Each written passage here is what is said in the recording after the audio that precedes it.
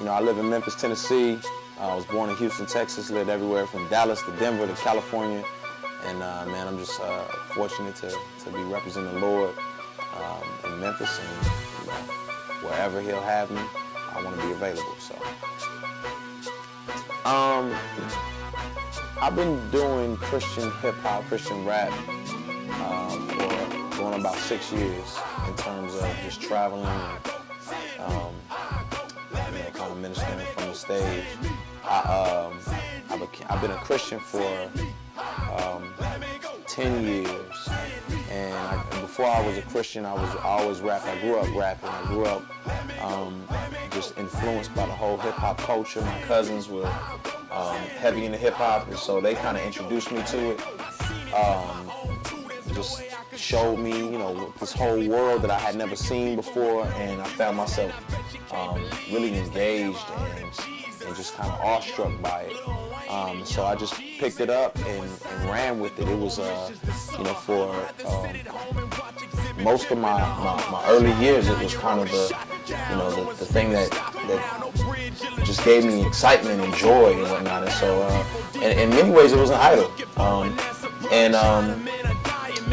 As I got older, I just learned to use rap as a tool to communicate what was going on with me, or to communicate whatever I felt like I needed to communicate. So if I was selfish and self-centered, then I was communicating that in my rhymes. I'm talking about what I desired to pursue, and just all kind of things like that. Ultimately, when I became a Christian, right after high school, I ran into a group of individuals who, they had the whole aspect of hip-hop culture lived out, except they were believers. So the clothing, the talk, just some of the cultural distinctive things for urban culture, hip-hop culture, they embodied that, but they were believers, so there were some things that they didn't embody, and they weren't immoral, they weren't wrapped up in drugs and just selfish pursuits. And so I didn't know that Christianity and this culture could mix. My views of Christianity was always grandma with the suits and the shiny hats and the sequins, and so I didn't know that God would have anything to do with this urban culture. So for me to see that kind of blew my mind. Hung out with them dudes, they challenged me in my faith, came to know the Lord, and I didn't lose some of those cultural distinctives of hip-hop and urban culture, but I gained a biblical perspective and a biblical lens to see the world through. So basically, the two worlds began to merge, and whatever aspects of my culture were not permissible because of the scriptures, I left them. So the drugs, the drinking, the selfish pursuits, the self-glorification, that had to go, but the exalting of Jesus, rhyming, creativity, all those things were fleshed out through a biblical perspective. And I just found myself rapping, man, and being used in the local church, in the local communities, volunteering at juvenile detention centers, and doing more than just rapping, but sharing my faith and beginning to encourage others and edify and just talk about the scriptures. Even on the corners and on the blocks, in a lot of the ways that Paul did on Mars Hill, just expounding on truth, using things that the culture already understood. And my culture understood rap. They understood my dress. They understood my slang. But I was using my culture to exalt Jesus and to promote a biblical perspective on life. And it just began to become a snowball effect, and I found myself traveling, and I found myself just being poured out in order to expound on the truth of Christ throughout the world. And it's been a blessing, man. It's been a long ride, like I said, 5 years, and I find myself here with a great platform and opportunity to continue proclaiming the gospel. So that's the short answer.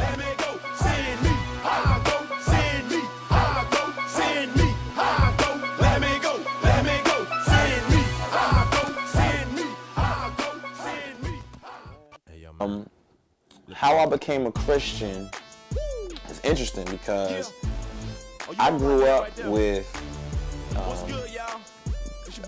kind of weak foundations in terms of spirituality. In my early years, as like a young boy, like in elementary school, my grandmother was kind of the spiritual figurehead in my life, and she was an evangelist of sorts.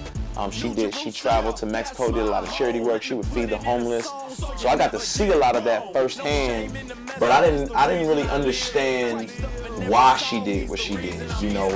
When I had questions, some of them didn't really get answered. So I could be like,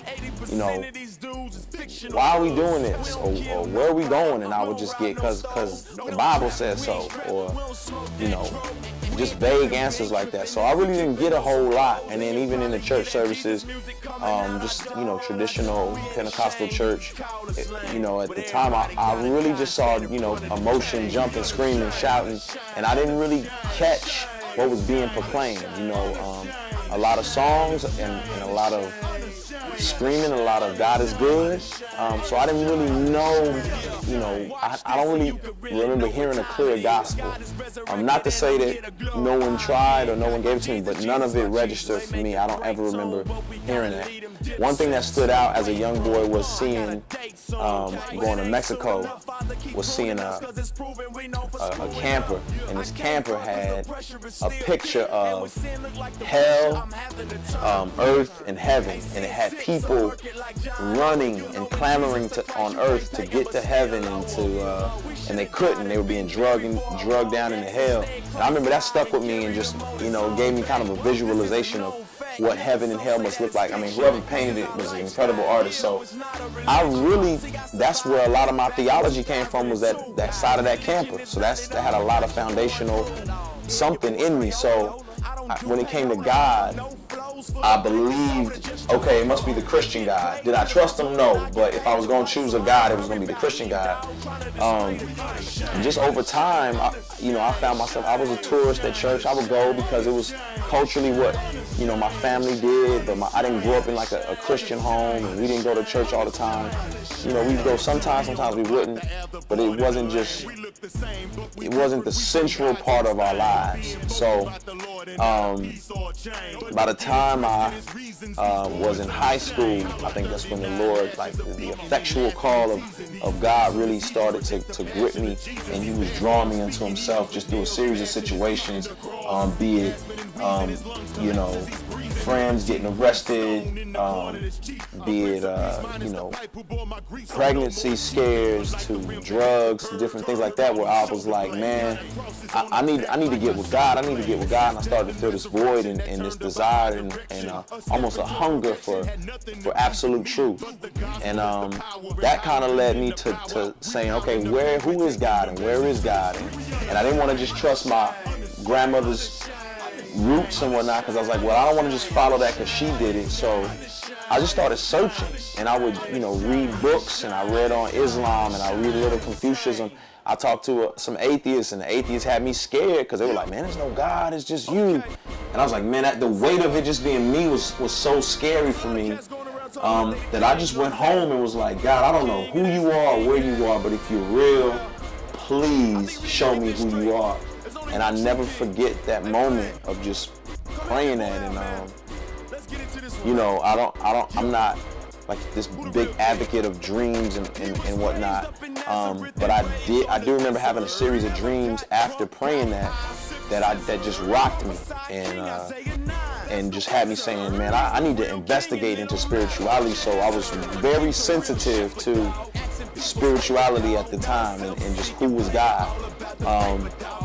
The summer passed, and I ran into a girl I knew from high school, and she was like, yo, you should come to this Bible study. So I'm already kind of sensitive and like, man, I need to do something with my life, and I need to, look into the things of God. And, I was living so foul that I thought, man, I need to look into this. And so basically what happened was I went to the Bible study that she had invited me to, was blown away because it was unlike anything I'd ever seen. I saw dudes who looked like me, talk like me.